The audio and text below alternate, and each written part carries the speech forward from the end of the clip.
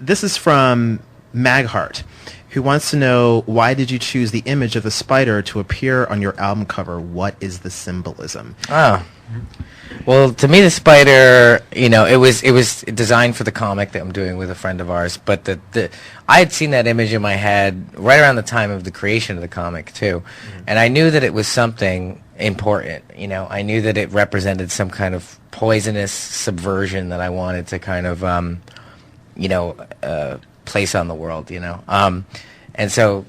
But it had all these things that kind of represented the band. It had this kind of venomous, subversive, poisonous thing, but it had this lightning bolt that to me was very glammy, and it just seemed like a new symbol for the band, or for what we were doing, like me and my friend and me and the guys. It just seemed like kind of a glyph that represents that. And it seemed like in fact, the Better Living Industries logo was created to oppose it. Like they actually, everything is about kind of like logos and slogans this time in graphic design.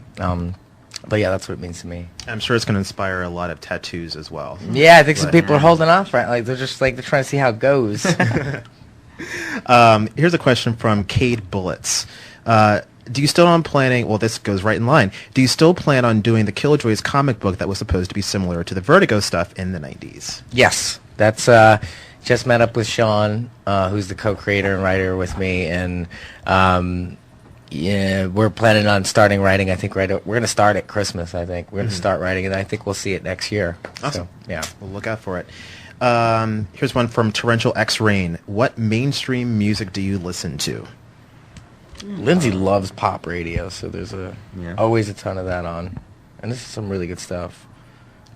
What's I don't know what's mainstream, like. If you hear it on, what considers that? Right. It's a good question. I mean, because there's some mainstream could be anything that's on the radio. Yeah. Right. So, the Beatles. I mean, the Beatles are about as mainstream as you get. Right. Really, Right. when it comes down to it. What about like some big pop acts? Like you guys into what do you think about Lady Gaga? Gaga's awesome. She's awesome. Yeah, I think she's great. It's really refreshing to see somebody that appreciates art. Really. Get recognized for that, along with making pop music. I think it's pretty cool. I mean, Kanye's obviously awesome. I just finally got to see the video and hear the first song, and I was really blown away. So. Yeah, cool. Here's one from Tanty151. Is there going to be a family bus for the U.S. tour? I think they're referring to the fact that a couple of you have had kids since Black Parade. So we're talking about it. Yeah, how's that going? It would be really amazing. I would love to get this weird kind of traveling circus thing going. I would love that. They come on tour with us and then they learn to trade. Like they learn to trade, juggling. I don't know. It could be, and then I hope that they either start a gang or a band later. I think that'd be really gang fun. first, band second, maybe.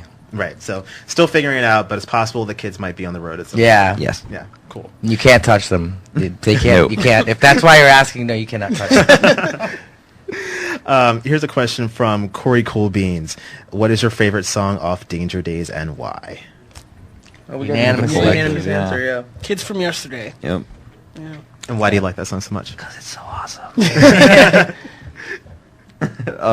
mean, I think it's really special to all of us. I mean, I got a sense of closure in writing the lyrics. Sonically, it's a sense of closure. It was the last song written for Danger Days. It was basically the last song tracked for Danger Days. And just felt like the end, and it felt like growing up on our own terms, which I didn't think I was going to come full circle this record, and because it was about rebelling against growing up. And then when I wrote that song, I was like, no, I did grow up. We just did it how we wanted, Right. So it's sort of like at the end, you've gone through the sort of like the painful journey of getting there, and this is sort of like the celebration, the sigh of relief at the end of the road. Yeah, so, totally, yeah, cool. Okay, now we have a question from Rock On Hard. What is the best gift present a fan has ever given you guys? And be careful, because whatever you say, you're going to get a ton of those at the next concert. Yeah, now I feel bad because remember there was a girl in Japan that gave us like this sick digital camera that I'm not saying to buy us digital cameras. I'm saying That's a pretty good gift. I like when sometimes they make stuff, Yeah. Yeah, They'll I like make, when a they make stuffed version of someone or. Well, my usual standby is fan paintings of Mikey Way, because I'm gonna. Dude, But- there was you a wanna really do a good whole one in room? Europe, Yeah. and I don't know where it I went. think it made it back. Did you see it? Yeah. A really good one? I want to put them all in the garage, Mhm. and that's what I'm currently collecting. Those and yellow masks that Okay. kids make. Fan photos, paintings of Mikey Way and yellow masks. Yes. So take notes, bring them to the next show. Here is one from Sarah611. When can we expect another music video in the video story?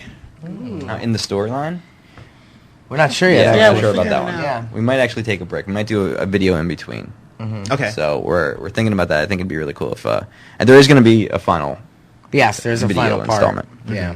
But I don't know if it's going to be next. Well, do you have like the concept in mind? Because with Na Na Na, there definitely was a storyline that went through. Well, it. there Yeah. appears to be. A lot of it is like literally flying by the seat of our pants, making it up. Some of it day of. So like there was no room for error. You just had to make it. Like that's the thing. The Age of Days is really a lot of it is about. It's very personal. It's about the creation process. It's about you're really fighting so your art can survive. That's what Age of Days is really about. So when we make these videos, a lot of it is like. Thankfully, there's directors that we work with that like help keep us on track. Yeah. But for the most part, we're changing stuff constantly, and up until basically the last day, like an ending can change or something can happen differently, and so it's best to keep it a little bit loose. Mm-hmm.